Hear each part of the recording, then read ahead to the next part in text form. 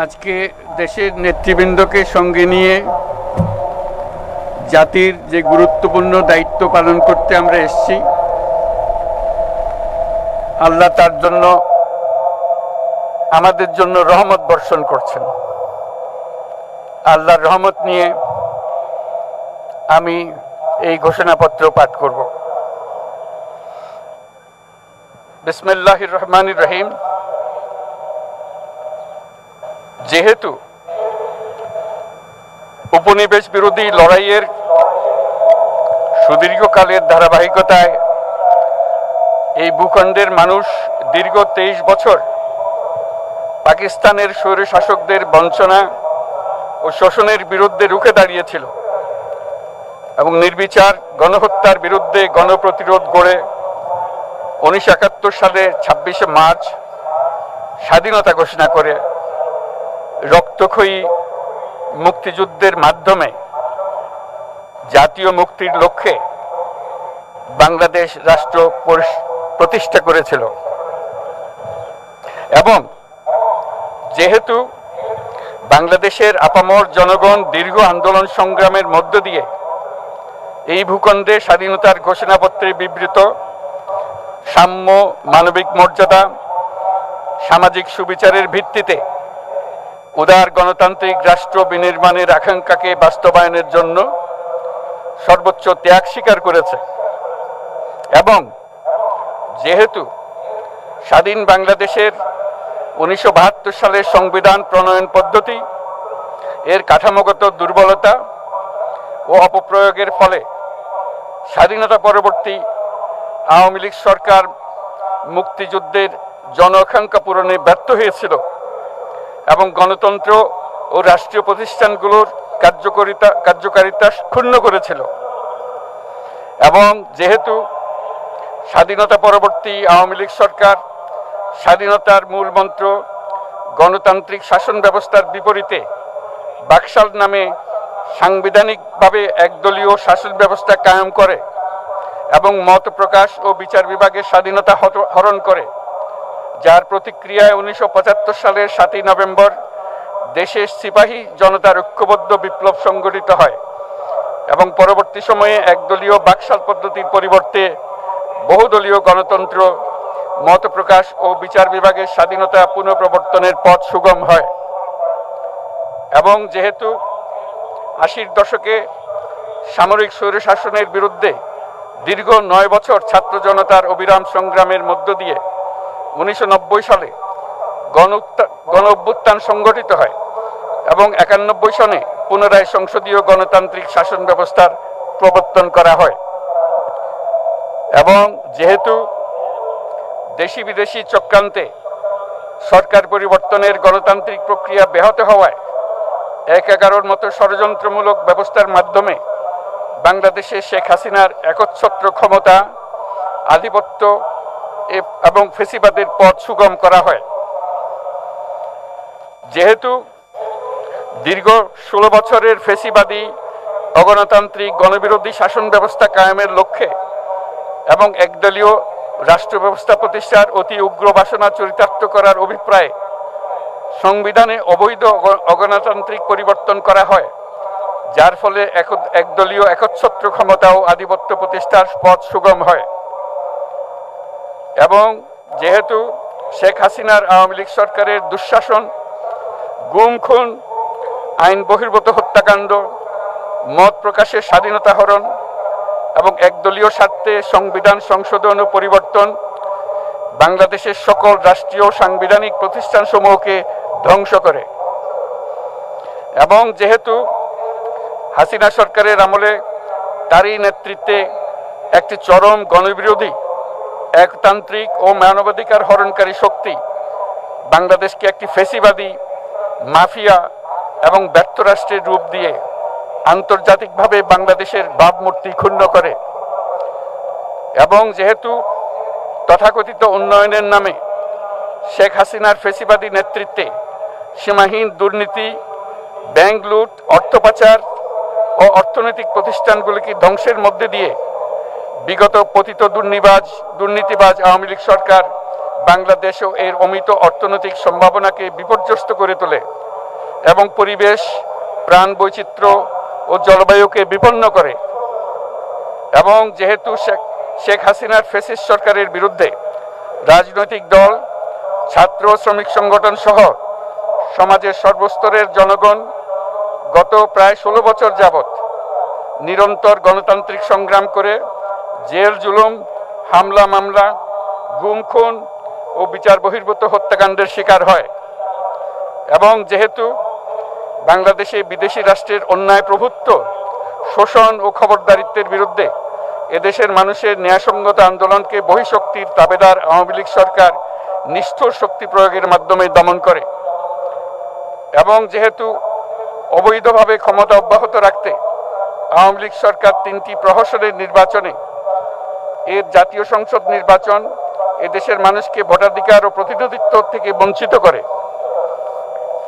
যেহেতু আওয়ামী লীগ আমলে ভিন্ন মতের রাজনৈতিক নেতাকর্মী, শিক্ষার্থী, তরুণদের নিষ্ঠুরভাবে নির্যাতন করা হয় এবং সরকারি চাকুরিতে একচেটিয়া দলীয় নিয়োগ এবং কোটাভিত্তিক বৈষম্যের কারণে ছাত্র, চাকুরি প্রার্থী, নাগরিকদের মধ্যে চরম ক্ষোভের জন্ম হয়।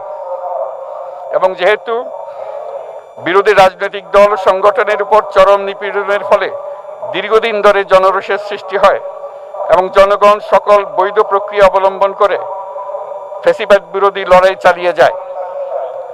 এবং যেহেতু সরকারি চাকরিতে বৈষম্যমূলক কোটা ব্যবস্থা বিলোপ ও দুর্নীতি প্রতিরোধে বৈষম্য বিরোধী ছাত্র আন্দোলন চলাকালে আওয়ামী লীগ সরকার কর্তৃক ব্যাপক দমন পীড়ন, বর্বর অত্যাচার, মানবতা বিরোধী হত্যাকাণ্ড চালানো হয়, যার ফলে সারা দেশে দলমত নির্বিশেষে ছাত্র জনতার উত্তাল গণবিক্ষোভ, গণ অভ্যুত্থানের রূপ নেয়।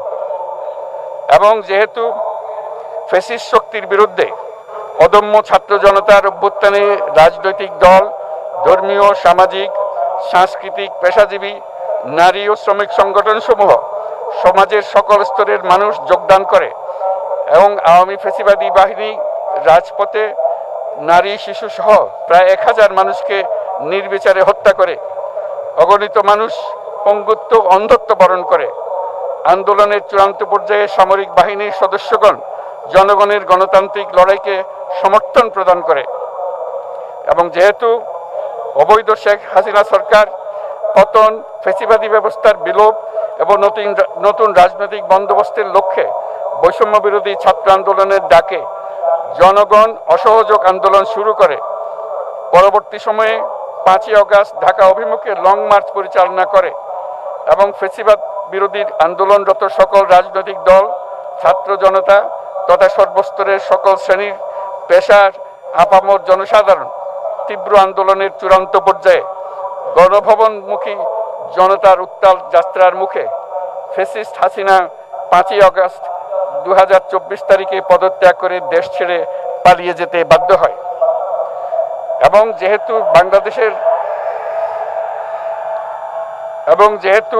বাংলাদেশের রাজনৈতিক ও সাংবিধানিক সংকট মোকাবেলায় গণ অভ্যুত্থানের মধ্য দিয়ে ব্যক্ত জনগণের সার্বভৌমত্বের প্রত্যয় ও প্রয়োগ রাজনৈতিক ও আইনি উভয় দিক থেকে যুক্তিসঙ্গত, বৈধ ও আন্তর্জাতিকভাবে স্বীকৃত।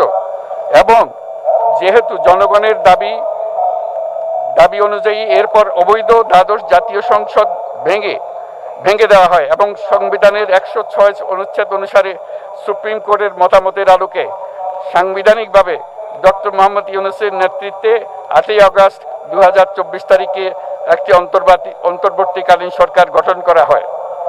এবং যেহেতু বাংলাদেশের সর্বস্তরের জনগণের ফ্যাসিবাদ বিরোধী তীব্র আকাঙ্ক্ষা এবং ছাত্র জনতার অভ্যুত্থানের মধ্য দিয়ে ফ্যাসিবাদ, বৈষম্য, দুর্নীতিমুক্ত সমাজ ও রাষ্ট্র বিনির্মাণের অভিপ্রায় প্রকাশিত হয়,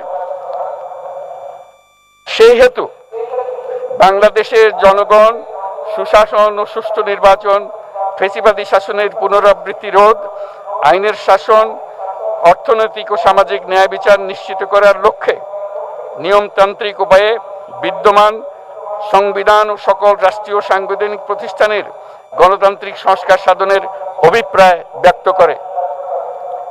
এবং সেহেতু বাংলাদেশের জনগণ বিগত 16 বছরের দীর্ঘ ফ্যাসিবাদ বিরোধী আন্দোলন সংগ্রামকালে এবং 2024 সালের জুলাই গণঅভ্যুত্থানকালীন সময়ে ফ্যাসিস্ট আওয়ামী লীগ সরকার কর্তৃক সংগঠিত গুম খুন, হত্যা, গণহত্যা, মানবাধিকার বিরোধী অপরাধ ও সকল ধরনের নির্যাতন, নিপীড়ন ও রাষ্ট্রীয় সম্পত্তি লুণ্ঠনের অপরাধ সমূহের দ্রুত উপযুক্ত বিচারের দৃঢ় অভিপ্রায় ব্যক্ত করছে। সেহেতু বাংলাদেশের জনগণ জুলাই জনগণের সকল শহীদদের জাতীয় বীর হিসেবে ঘোষণা করে শহীদদের পরিবার, আহত যোদ্ধা এবং আন্দোলনকারী ছাত্র জনতাকে প্রয়োজনীয় সকল আইনি সুরক্ষা দেওয়ার অভিপ্রায় ব্যক্ত করেছে। এবং সেহেতু বাংলাদেশের জনগণ যুক্তিসঙ্গত সময়ে আয়োজিতব্য অবাধ ও সুষ্ঠু ও নিরপেক্ষ একটি নির্বাচনের মাধ্যমে গঠিত জাতীয় সংসদে প্রতিশ্রুত প্রয়োজনীয় সাংবিধানিক সংস্কারের মাধ্যমে দেশের মানুষের প্রত্যাশা, বিশেষত তরুণ প্রজন্মের আকাঙ্ক্ষা অনুযায়ী আইনের শাসন ও মানবাধিকার, দুর্নীতি, শোষণমুক্ত, বৈষম্যহীন ও মূল্যবোধ সম্পন্ন সমাজ এবং গণতান্ত্রিক রাষ্ট্র ব্যবস্থা প্রতিষ্ঠার অভিপ্রায় ব্যক্ত করেছে। এবং সেহেতু বাংলাদেশের জনগণ এই প্রত্যাশা ব্যক্ত করছে যে একটি পরিবেশ ও জলবায়ু সহিষ্ণু, অন্তর্ভুক্তিমূলক, টেকসই উন্নয়ন কৌশলের মাধ্যমে বর্তমান ও ভবিষ্যৎ প্রজন্মের অধিকার সংরক্ষিত হবে। এবং সেহেতু বাংলাদেশের জনগণ এই অভিপ্রায় ব্যক্ত করছে যে ছাত্র গণঅভ্যুত্থানের 2024-এর উপযুক্ত রাষ্ট্রীয় সাংবিধানিক স্বীকৃতি প্রদান করা হবে এবং পরবর্তী নির্বাচনে নির্বাচিত সরকারের সংস্কারকৃত সংবিধানের তফসিলে এই ঘোষণাপত্র সন্নিবেশিত করা হবে। এবং 5 আগস্ট 2024 সালে গণঅভ্যুত্থানে বিজয়ী বাংলাদেশের জনগণের আকাঙ্ক্ষার প্রতিফলন হিসেবে এই ঘোষণা প্রণয়ন করা হলো।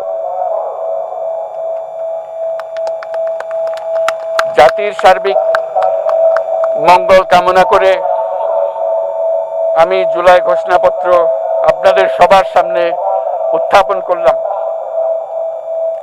আল্লাহ সকলের জন্য মঙ্গল দান করুন, জাতির জন্য মঙ্গল নিয়ে আসুক। সবাইকে ধন্যবাদ। আল্লাহ হাফেজ।